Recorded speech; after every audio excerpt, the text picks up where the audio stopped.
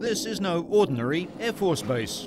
This is Edwards, where the extraordinary in aviation is witnessed. It's here that pilots test the absolute limits of flight and technology.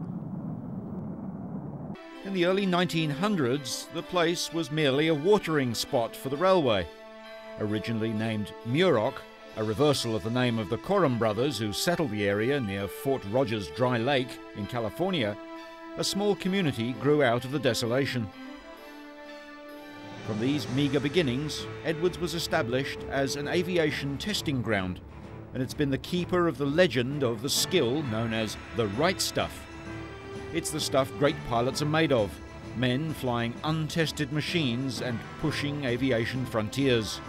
The base has been operational for more than 50 years as the official US Air Force Flight Test Center. Pilots call it pushing the envelope, exploring the limits of every aircraft's ability. The test pilots are an elite group that are chosen from thousands of pilots for their skills. They are the best of the best. Recently, the faithful gathered to honor that history.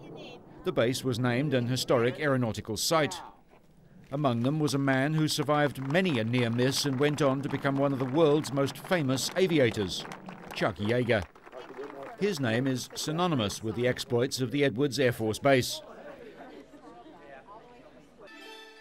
Just 5 years after America's first jet flight, Captain Chuck Yeager climbed into a test aircraft that was to achieve a significant milestone in the history of aviation.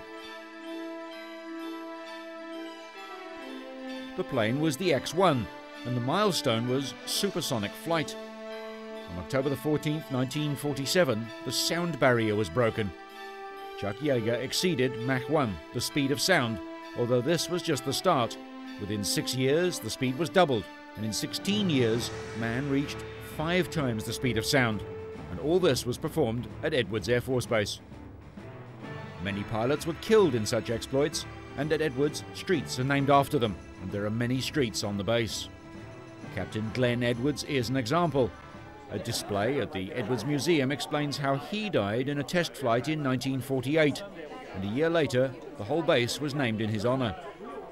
The Base Museum celebrates what makes Edwards and its pilots famous. Some pilots, like Yeager, flew experimental craft to supersonic and beyond. Others flew to the edge of space in the prelude to the space race. Yet others tested the most bizarre.